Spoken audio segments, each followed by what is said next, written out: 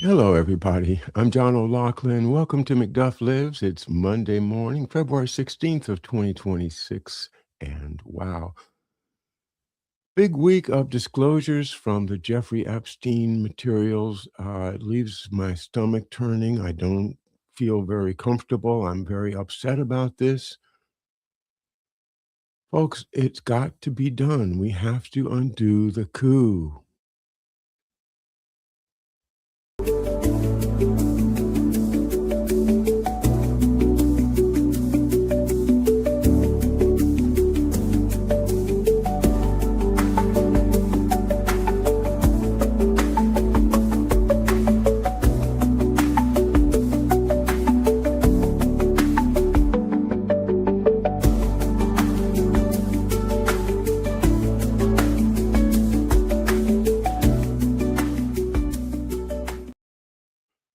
Welcome once again. I am John O'Loughlin. This is McDuff Lives. And McDuff Lives is a story about my dad, my father, Thomas F. O'Loughlin Jr. I wrote this book and published it with the help of a number of good people in 2021. It's only 75 pages long, and I really wish that you would get a copy. If you don't have a copy, you can get it at Amazon for like $10 or Kindle the same. It's really the basis of my work here at McDuff Lives. And the idea, of course, is like Macduff, he's gone, but his spirit lives, and his spirit acts through other people. And I want to broaden that group of people that understand what I call Macduff's mission. So I've done dozens of shows on my various YouTube channels in the past. I have probably got 2,000 or more videos on YouTube alone right now, although they took down my first channel where I lost 900 of really my first work. But I've made up for that in spades by keeping working. I've done as many as 14 shows in a week, but right now, due to a number of things, I have slowed down to about 3 or 4. E.R. Carmadoc is here. Undo the coup. Thank you so much for being here. Polly is here. You guys are good, regular friends of mine. And wow, I didn't turn my candle on. It's not a real candle, in case you were worried. But I like to have it in the background, kind of give some depth to the show and draws people's attention to my dad's photo over there. He was born on March the 21st of 1920 and died on June the 6th of 1971. And because of my studies of his life and career, I've really come to believe that if we can understand what happened to my dad, why quick cancer, how did that happen, and what was his position at the Joint Chiefs of Staff working in this office called SACSA. It's the mystery of my life, and I'm continuing to work on it. But I promise you, the more we understand McDuff's life, the more we'll understand the assassination of President Kennedy, and we will understand what has happened to drive our country down into this hellhole.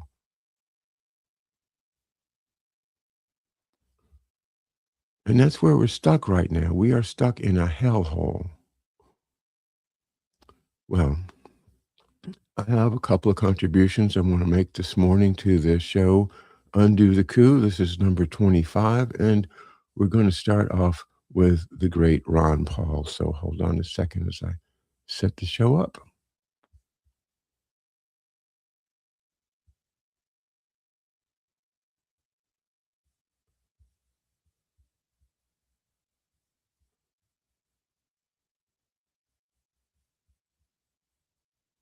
All right, this is former Representative Ron Paul, the father of Rand Paul from Kentucky. There's been a coup that we don't have any resemblance to a government that believes in a republic. We don't have honest money. We don't have integrity. We don't even have people in Washington that even pretends that you're supposed to tell the truth. But I do believe there has been a coup and it's been taken over. And if I want to just put the date in my mind, and anybody could pick probably any date in the last 100 years. But I have picked November 22nd, 1963. What happened on that day? That was the day Kennedy was murdered by our government. Wow. By the CIA. There's been a coup. There's been a coup. Well, I know it. Many people know it. But the general common sense of America is that whatever happened is not going to be revealed, and we're just going to go forward and live with it. My colleague that we spoke to, what was it, last week? Robert Morrow from Austin, Texas, who is a deep researcher into the assassination and firmly plants the head of it at the head of the snake being Lyndon Baines Johnson. But he frankly told me, he thought, well, no, the only thing that's going to matter now is history. It's going to be written down in history that it happened this way or that way. And that's what we're fighting over. We're fighting over the CIA did it versus LBJ did it versus Israel did it versus the British did it versus the commies did it versus the mafia did it versus the Cubans did it. The Rothschilds did it. This is kind of a circular assassination of ideas process that must make the real coup happy. And so that's why I want to talk about this in terms of a real coup d'etat and not just an assassination. Because when we focus, as Fletcher Prouty said, you'll never know who the actual trigger people were. There is a secret team that has the way to get mechanics, as he calls them, in position to take care of these things. And the biggest part of it, of course, is the escape. So I not to say I don't love, let me take Ron off. I love to go to the conference that I did in November with Robert Morrow and MC Armstrong and a number of the really important lifetime LBJ researchers and JFK researchers. But I want to find a consensus among all these ideas that whoever did it, our government changed. The government under the Constitution was suspended, and the people that are running it ever since are way above our pay grade. They're so far above it that they use puppets like the presidents and the prime ministers. They are probably nameless. They're probably people that we've never heard of. And their level is so high that they have an unending supply of wealth, the kind of wealth that you could throw at any problem and solve it. And so these people have also a characteristic of disdain for ordinary humanity, which they do not believe that they are a part. Therefore, they can use us the same way that we would use cattle or sheep.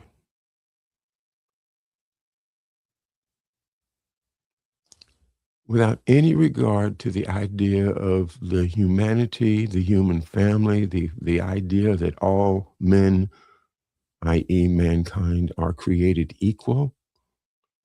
As a matter of fact, their great effort is to squash that type of an idea and that government, and to make people realize, your father was a shoemaker, you are a shoemaker, your kids are going to be shoemakers, and on and on and on forever, because you don't have the blood to be a ruler.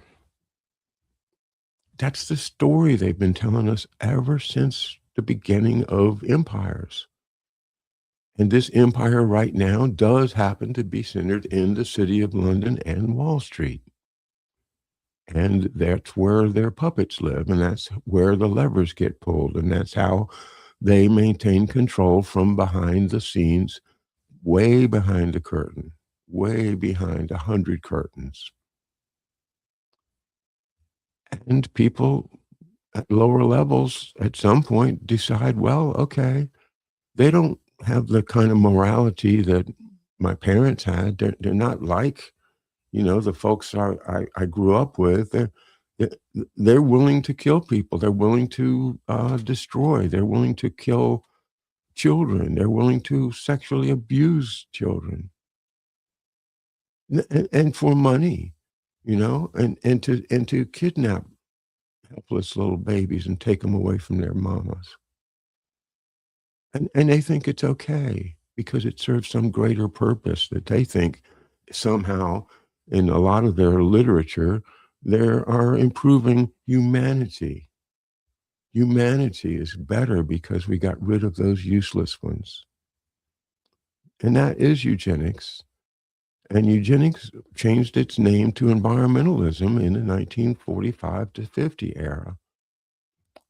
And then they started with the Rockefellers and Maurice Strong, and they've run this with the World Wildlife Fund out of Britain. All of these institutions, these fake good guy institutions, are all heading toward a world in which there are sufficient number of peasants to do the tasks that need to be done, but the rest of the world is a pleasure center for the elites who have everything. And part of what they're doing is imposing this technocracy, the technate, upon us so that they can watch us all the time. They can probably even read our minds because of the technology that we have financed for them to make in the name of national security. Because it's all a big lie. It's not about being afraid of the Soviet Union or the Russians or the Chinese. It's being afraid of us.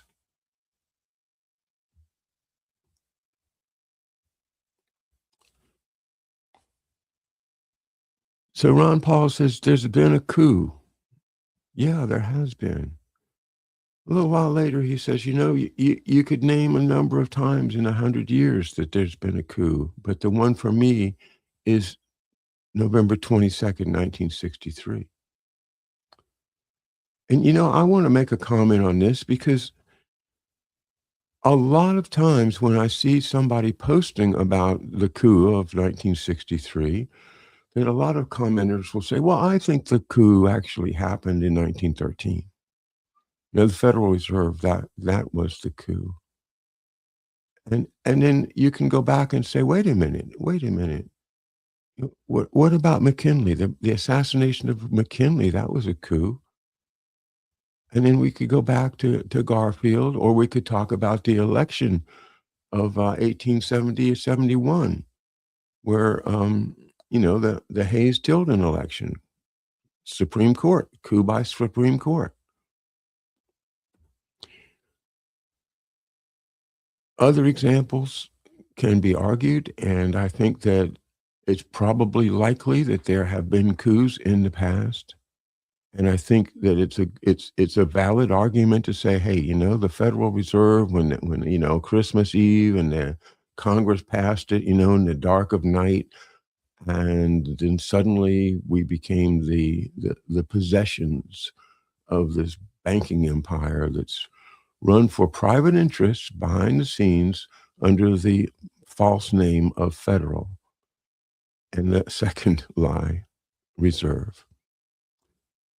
So, yeah, we've been being used by a huge financial interest, which I call the empire, all along.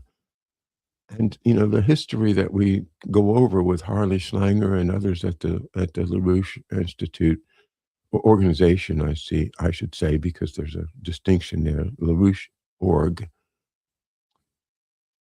That history shows that this empire, has been trying to grab us back ever since 1776. And that our victory in the Revolutionary War did not mean that they were going to stop trying to get us back. And our victory in 1812, if you can call it that, it was really just a compromise,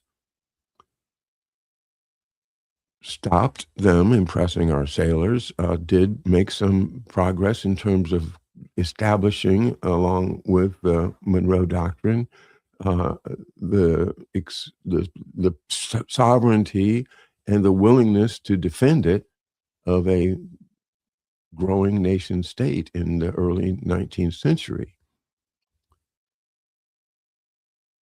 But, the empire never stopped thinking, we can't let this democratic republic exist. That's the complete opposite of what we want. What we want is the Middle Ages. We want kings and dukes and courtesans and beautiful women in flowing gowns.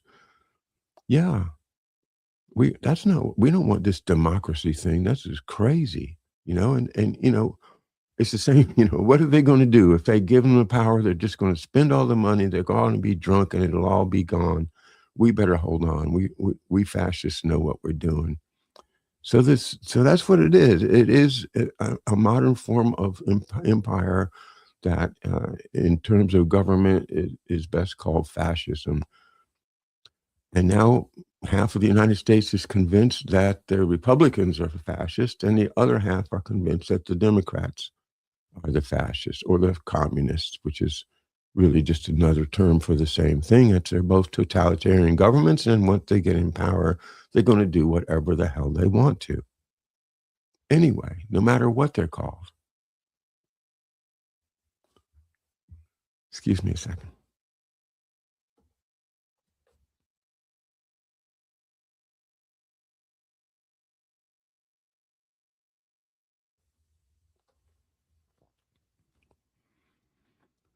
Which is all to say that the coup d'etat of November 22nd, 1963 is the coup d'etat that we are living under.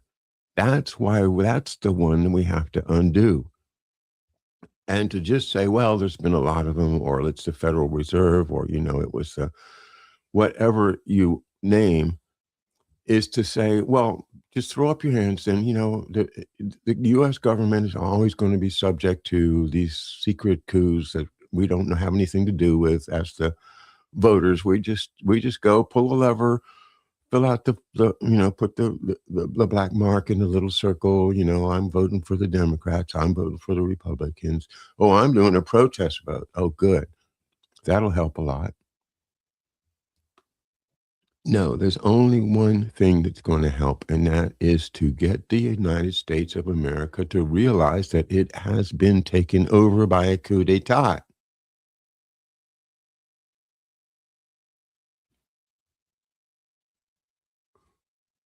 Okay, you can tell I'm pretty worked up about this, but it's this disgusting, disgusting stuff that they do. I mean, it starts. You want I'm going to give you my version of it. I could be wrong. Maybe tomorrow I'll learn something different, but this is what I believe is the most likely way this happened. It is the story of counterinsurgency. You remember SACSA, counterinsurgency, the Special Assistant for Counterinsurgency and Special Activities. Well, special activities means covert action. It means, the CIA spycraft, right? But it was taking it away from the CIA and giving it to the Pentagon. That's why Kennedy created SACSA, was to take it away from Allen Dulles and the fascists, which is what Allen Dulles was. They're all fascists. And they financed the Nazis to protect their fascist empire.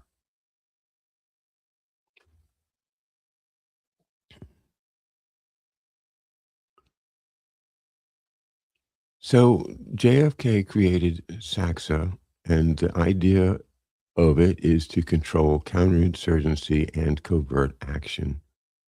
Take that away from the CIA. Of course, that's one of the main reasons that Kennedy was killed, in my opinion.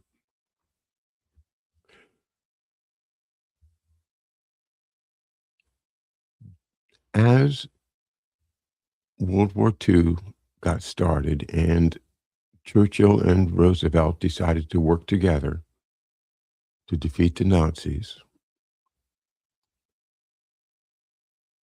America decided that we needed to have a secret intelligence operation. And Roosevelt liked the idea. He liked the idea of covert action. You know, he had actually run some kind of covert Navy op with his yacht in the Pacific. Little known about him. He was into this kind of sneaking around, spying, even as a non not not in war, as just as a yachtsman.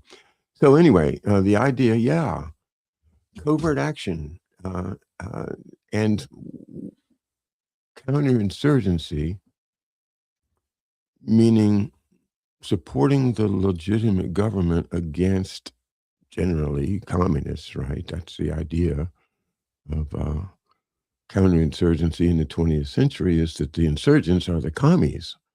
And so we have to counter them by having our own secret military, quasi-military capacity. And so they said, okay, we're going to get William Donovan, and he's going to operate this coordinator of information, which is a cover story for we're going to start being cloak and dagger spies. But they didn't know how to do it, so they asked the British to train them. And this is where it starts, because Americans had been doing counterinsurgency for a long time. They did it in the Philippines under Arthur MacArthur, and they did it in the Philippines and other places with the idea of building schools, providing clean water, providing a safe environment for the people, and encouraging them to support the government by showing that the government was going to protect them and support them. And that was counterinsurgency according to the MacArthur idea, reflected in the work of Victor Krulak at SACSA, which I've talked about many times in my SACSA series that you can watch on YouTube or Rumble. So, hearts and minds counterinsurgency. That is not what the British do. The British do cloak and dagger counterinsurgency, and they are all about terror, and they're all about assassination, and they're all about, lying, and they're all about divide and conquer, which is the imperial tactic from millennia. And that means, you go to the Philippines, you want to support the Magsaysay government, so you get Ed Lansdale, and you label the opponents called the hookabacks or the hooks. You say these are commies. Okay, so they're commies. So that means we have a what? We have an insurgency. Oh, well, then we have to do counterinsurgency. So what do?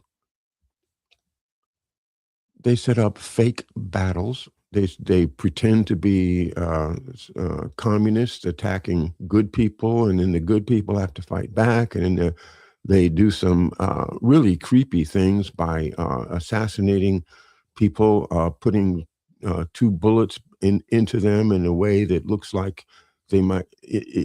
They draw on the local people's so-called superstitions or fears of spirits and things, and they enhance that with notes and symbolism around these people that they're murdering. And when you get to Ed Lansdale / SOE, SAS version of counterinsurgency, then you become the ugly American. And that's who he was. He was the ugly American, all over the world, Central America.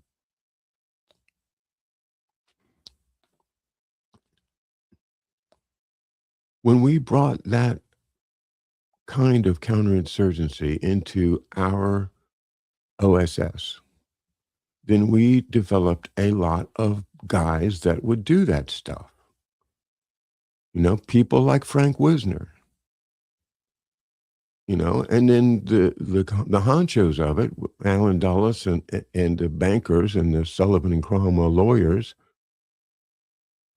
those guys are just puppet masters, and they know that they've got a team of people that will do what they're told no matter what it is.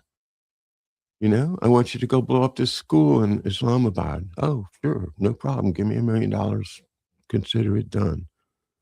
No, there's no honor. There's no sense of humanity. There's no sense of we're doing something for a good cause. No, they're just mechanics, as Fletcher Prouty called them.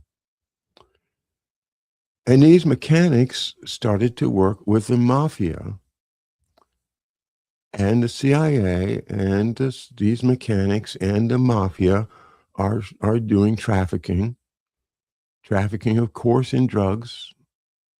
But then it goes worse. It just gets worse and worse when they realize, hey, we can make a lot of money bringing children to these freaks that like pedophilia. And so you kidnap kids, or you make up some silly cover story like the children's fleeing Vietnam thing and fly them out all in bunches on helicopters. The idea that all this illegal immigration, is also very convenient to snatching kids for the pedophiles. This comes from government permission. Like that really creepy DEA agent I talked about in the show. I think his first name was George. He was white. And he says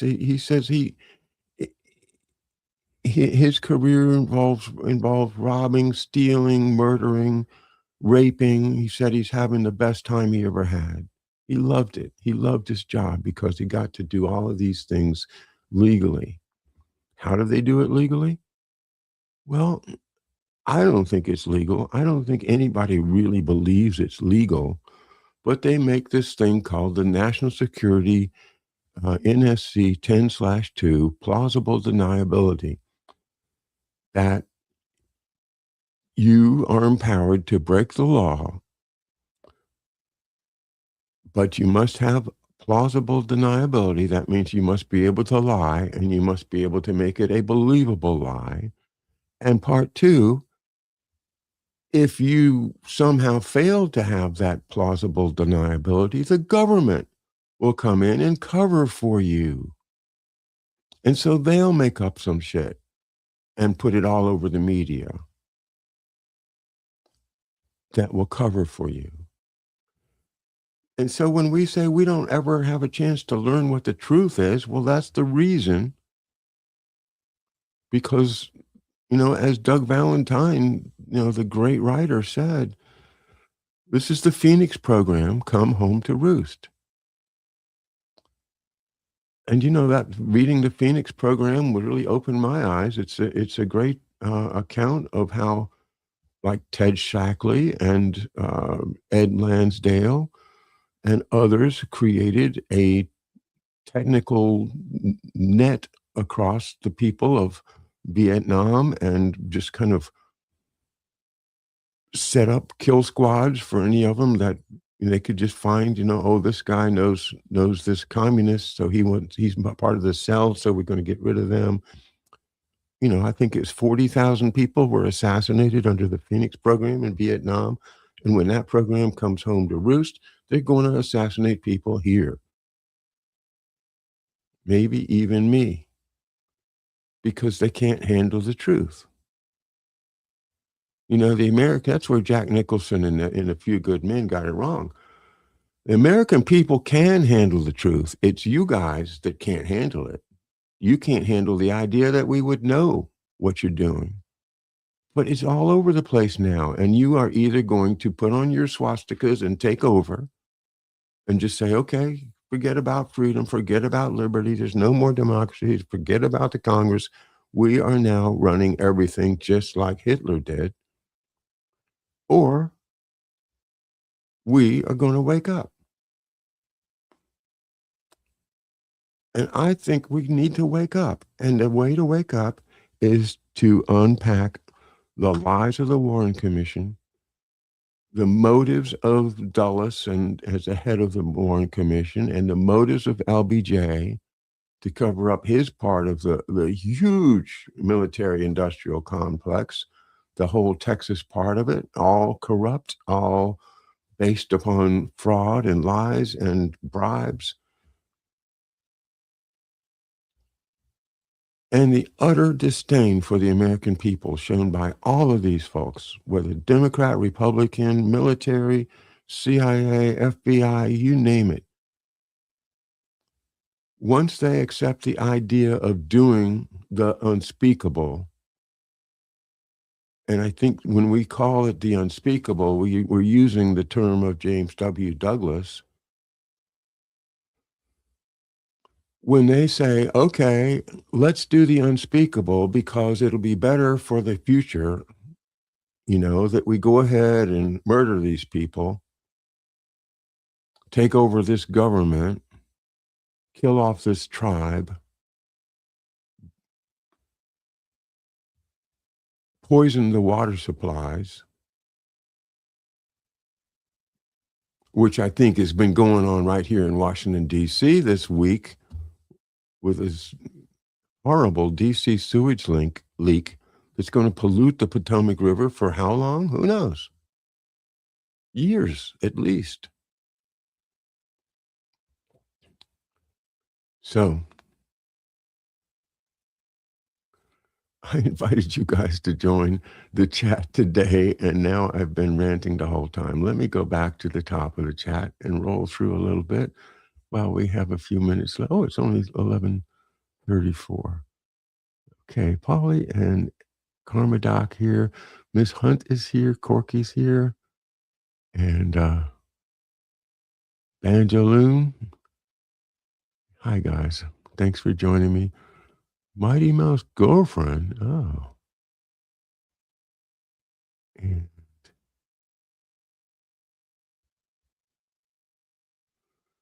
there's one I'll put up there. Karma Doc says, and General Leslie Groves is an inflection point early on. Absolutely. He was, he was one of their prime tools. And during World War II, he was the head of the Manhattan Project, and he was the producer, the chief constructor of the Pentagon. So, there's a whole lot more to Leslie Groves than I've published in my work yet. So, great idea to dig some more into General Leslie Groves, a rather corpulent man for a military guy.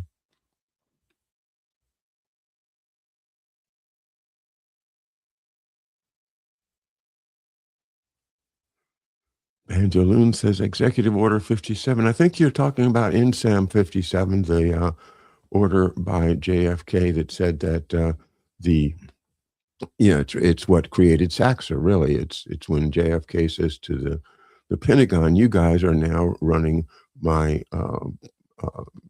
policy as in peacetime as you would in wartime, and directed that they take over the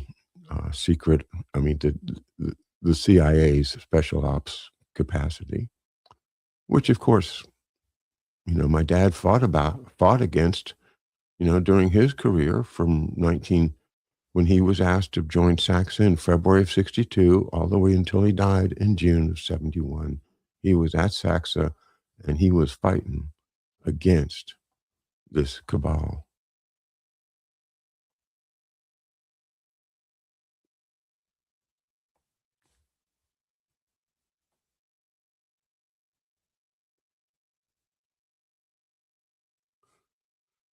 Cloaked with invisible faces, says Corky, just like in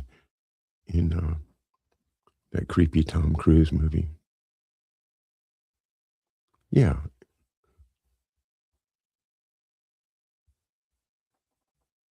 Bingo, and they hide behind masks. Come, you masters of war, you who build all the bombs, you who build the death planes, you who build the death bombs. I just want you who hide behind walls, you who hide behind desks. I just want you to know I can see through your masks. Bob Dylan.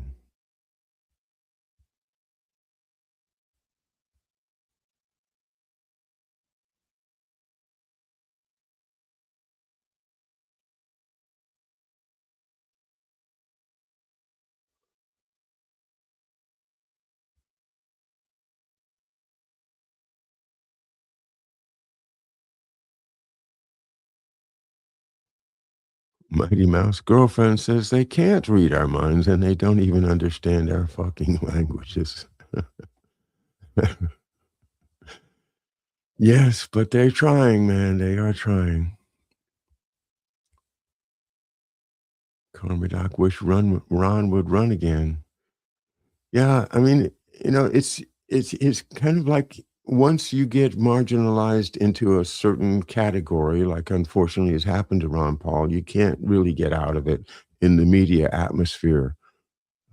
We need a coalition of people, hopefully, a diverse coalition of people from both sides of the political aisle and from people outside of politics to come together and say, this was a coup d'etat. Our government got taken down.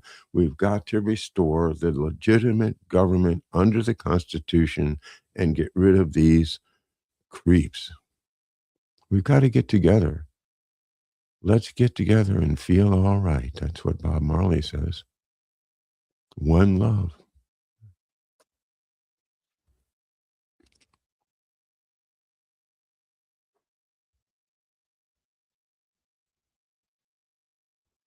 Miss Hunt says, do a show on what you just reviewed in our history for newbies.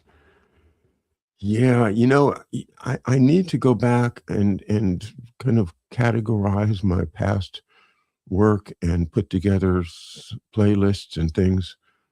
I apologize, guys, because that would be great. I could say go watch Minefields number 198 or whatever for this part of the history or that part. But so much of the history, just getting the real history down, from reading Dope Inc. or reading from Anton Chaikin's Who We Are, getting the real history down on my videos, and then preparing a good show for the next day. That has been my work, and I am not. I don't have somebody that's going to be putting all of these. All I'm saying is you touched a nerve, Miss Hunt, because I wish I could just say, here, watch this playlist and you'll be up to speed.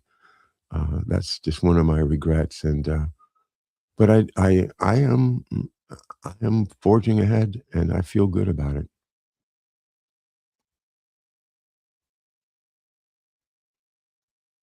John said like it is.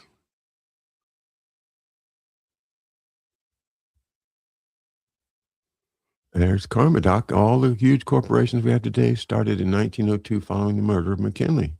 Yeah, and the murder of McKinley leads to the presidency of Teddy Roosevelt, and Teddy Roosevelt, which people do not understand, especially NPR does not understand, or PBS, whoever produced that Roosevelt series, they do not understand that Teddy Roosevelt is a Confederate British agent.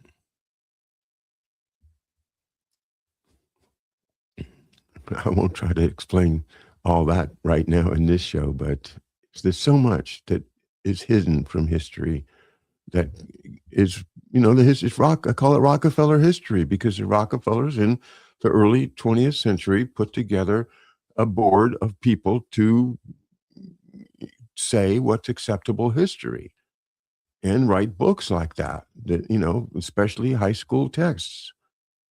And these texts are given this very nice little cover story and not giving the truth.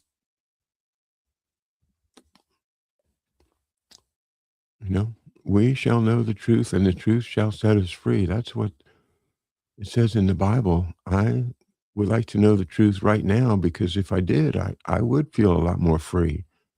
And every time I learn something, I feel a little more free. Like going to Dallas and meeting all those people and learning all these other reasons that I had no idea that LBJ had to get rid of Kennedy. And it excites me. It gives me the idea of, yeah, I'm making progress.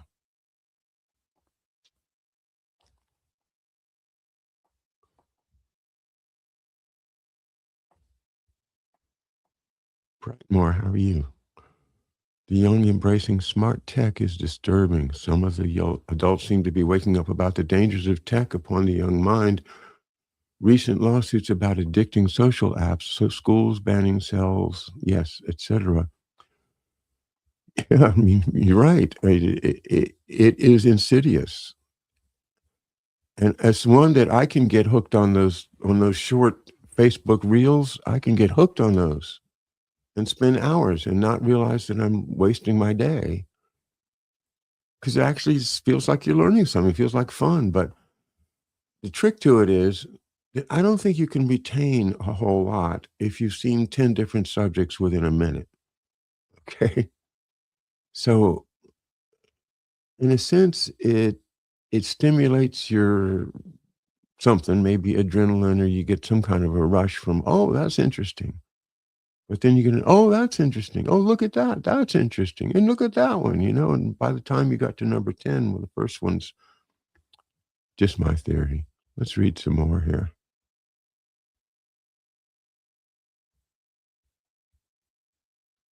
Yeah, taking, try it. You try and take cell phones away from the children now, man. They've got that. They've got them locked in.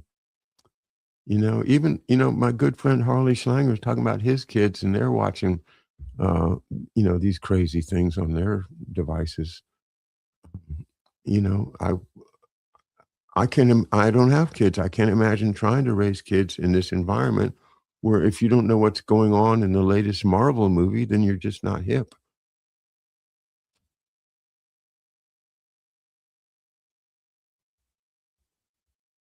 Babies crying for iPads is sad indeed.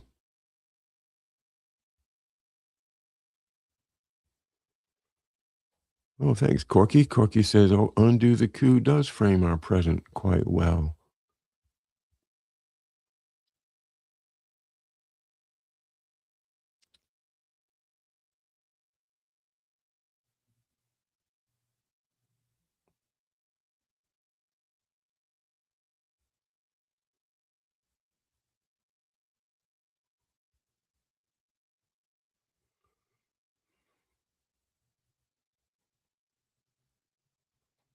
Banjoloons from Liverpool. Well, I don't see you taking any offense at our comments about the Empire being from the City of London, because Toto doesn't. Uh-oh. Sounds like Toto was on the case.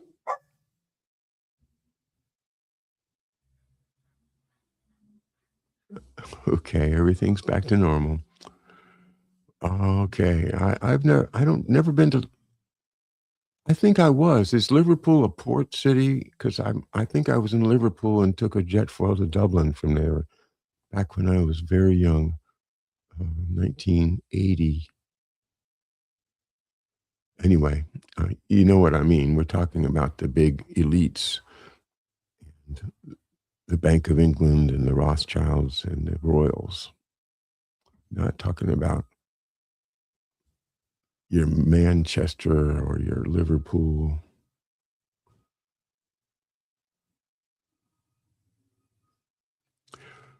And this is the point about Ron Paul. As I was saying before, he's been categorized. In Brightmore, you say comical that Ron Paul has always been portrayed as a fringe kook.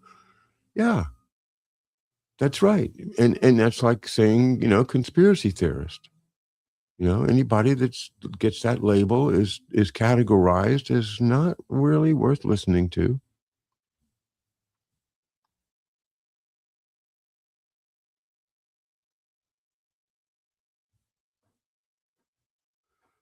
A banjo player from Liverpool. Wow. That's cool.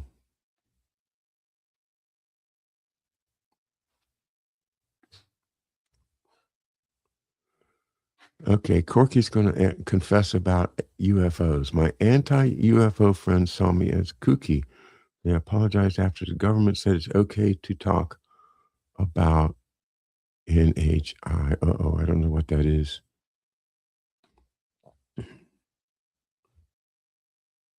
Corky, tell us what NHI is. And fiddle. Wow. I was just playing fiddle yesterday with some friends. There's a group of people down in St. Mary's County that like to play Quebecois, fiddle tunes. And so down there playing some of those with them. That was really fun.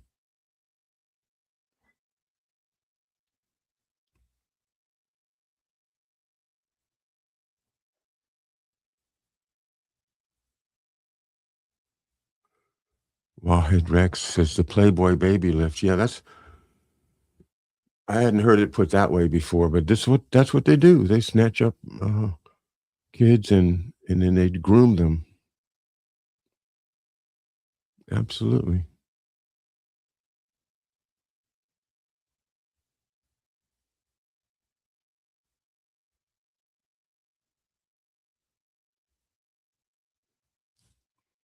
Brightmore says, Ed, I'm sure you mean Lansdale, knew about the huge gold deposit in Malaysia. That's one of the things, that's one of the ones that I'm kind of on the fence about. I know my friend Robert Morrow believes that Yamashita's gold in the Philippines was a real thing and that Ed Lansdale did discover it and then gave it to the Brown Brothers Harriman to secretly manage. And I like the story, but there's just absolutely no proof of it. There's no like, oh, this jewel came from the cave, or this was originally, the Ming Dynasty treasure, or any type of provenance of how it got into the cave or from the cave to wherever it is. There's just nothing. So I am very skeptical about the Yamashita's gold story. I don't know about gold in Malaysia. That might be a different story.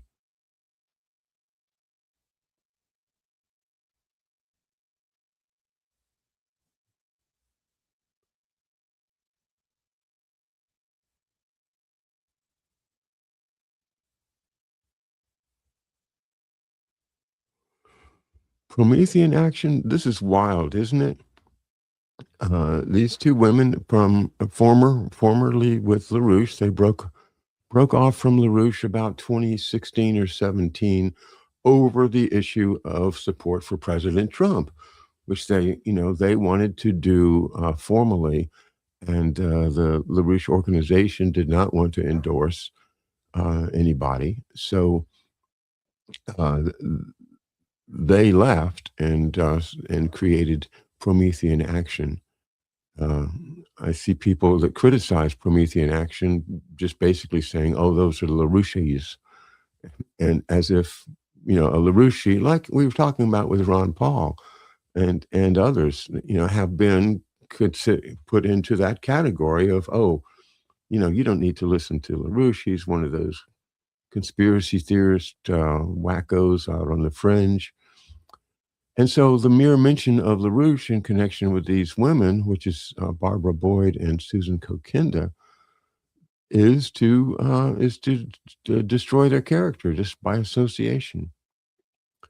And I think that's really, really a horrible thing, because if you want to argue with what they're saying, take up the content of what they're saying. Don't just do an ad hominem / ad feminem attack. It's not professional. It's not collegial. It's not, and it's not believable. It's like you didn't really study, so you had to throw some mud at it. That's the way I feel about it. Because if you study LaRouche material, you find an incredible wealth of history, economics, philosophy, things that really should be part of our dialogue, and shouldn't be shunted aside just because, some major effort by Robert Swan Mueller III, for instance, and Henry Kissinger behind it, has made it challenging for people to accept him as a real source. But I do. I'll go on record in saying that.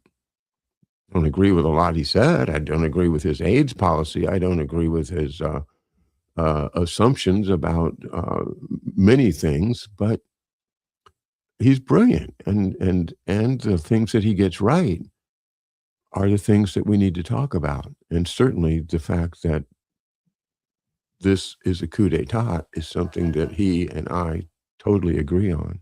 We're living in a coup.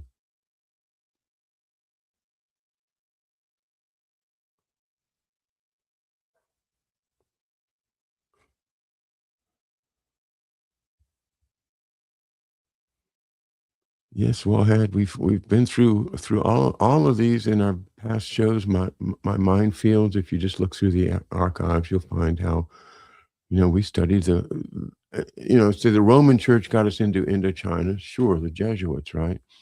And then from there, the French and Banco Ambrosiano, of course, Italian, but it's all mob and CIA connected with Propaganda Due.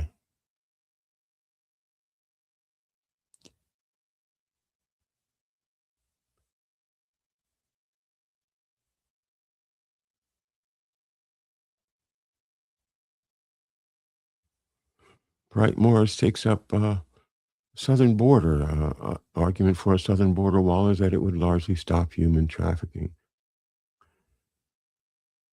I don't know. I just, how do you stop human trafficking with a wall? There's still ships and boats and planes, and yeah, I don't think it's a strong argument. I think our problem with our immigration policy is that it's all based on lies. And our Congress allows this horrible situation to exist, where part of our government is down subverting Central American governments and forcing them to make the people desperate, so the people have to flee. And then when the people flee here, another part of our government will take them over and as I said before, use them as in human trafficking, or throw them in the military, or yes, absolutely. Some of them are put in there as sleeper agents and sleeper um, military facilities all over the country. These things don't happen if we didn't have the coup in 1963. They wouldn't happen. If we didn't have Lyndon Johnson come in and solidify the coup, and put everybody, in purposely in place, so that the coup would never be either discovered or broken down. So we're discovering it now. The people of America, maybe 10% of them are aware, but it's going to take a whole, it's going to take a whole movement, like the civil rights movement, to undo this coup. But that doesn't mean that we can't do it.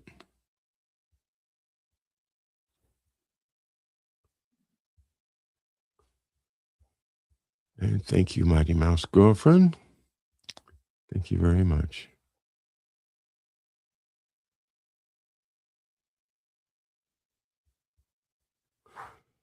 Miss Hunt wanted to talk about Gomer Pyle. Well, golly.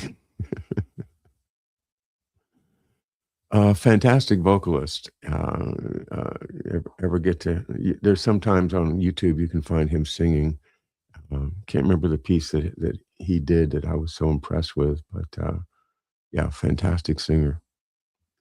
I like to remember him for the laughs, but also, that deep inside he's a very serious and artist.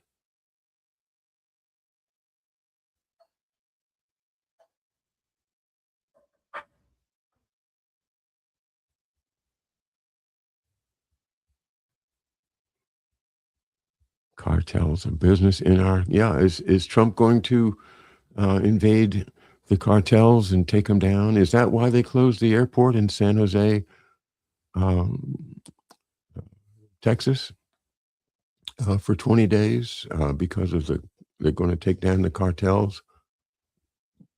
Will they take down the cartels? Trump has got to do something. He's got to either have some perp walks for these Epstein people, or he's got to take down some cartels. He's got to show us something. And but I do appreciate the fact that he is doing the best he can to keep us out of war with Iran, no matter what he says. Obviously, he doesn't want to do it, and I think that is a presidential decision that you don't want to do that on behalf of the American people, as opposed to making decisions on behalf of the great empire that took over our government.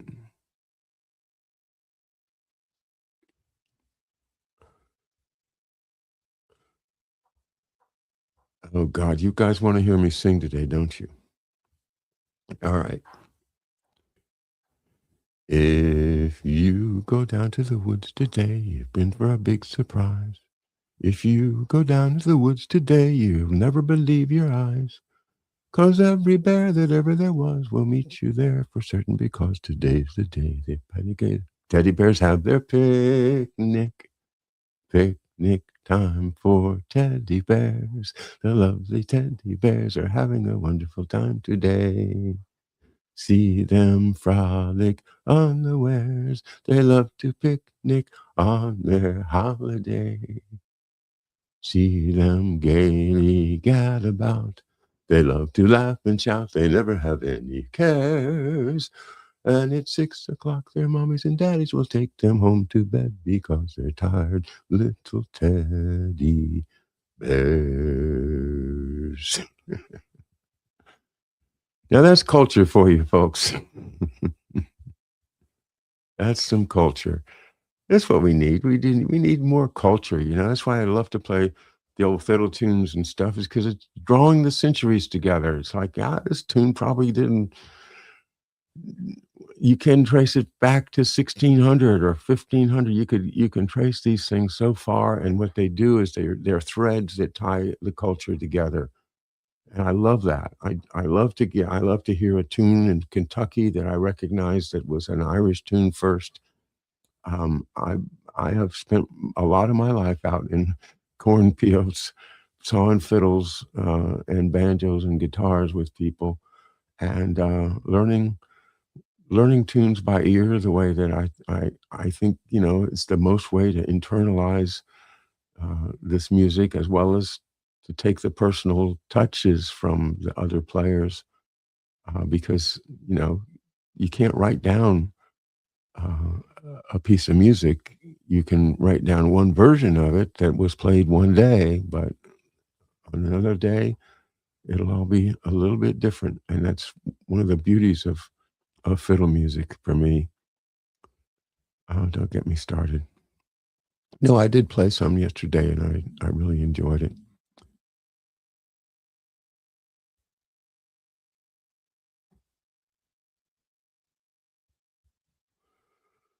Let's put Miss Hunt's comment about Charlotte, and I'm sorry, I don't know.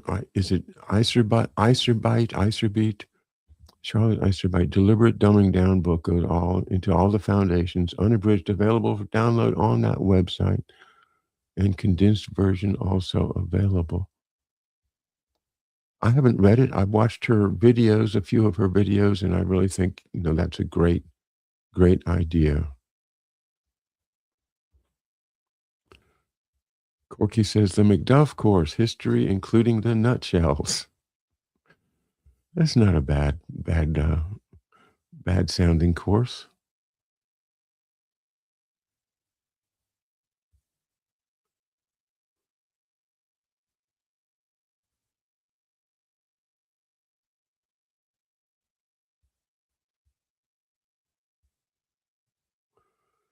Okay, Karma Doc.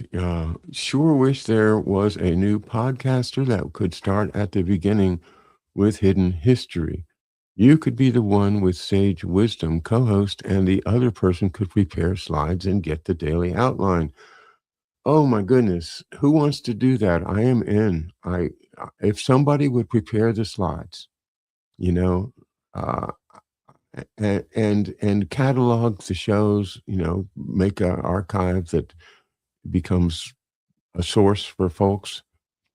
If that turns you on to be a part of this, in a sense of facilitating the future to them, to have access to the history and comments here and the book readings that I do, get in touch with me.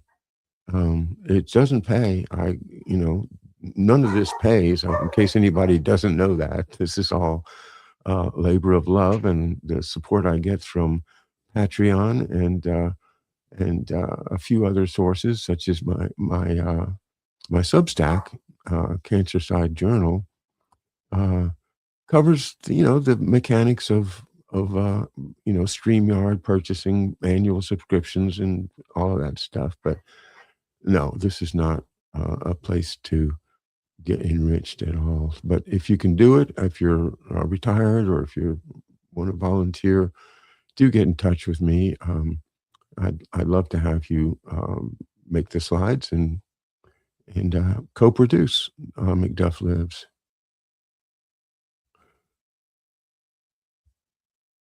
Oh, it's afternoon, so I'm going to have to say thanks for everybody that made comments. I didn't get to many of them, but I do appreciate it, and I will see you tomorrow. Guess who's back tomorrow? You want to know? David Cranmer Underdown. So I know you're going to be here and enjoy that show with me tomorrow, 11 a.m. Eastern Time on McDuff Lives. Bye now.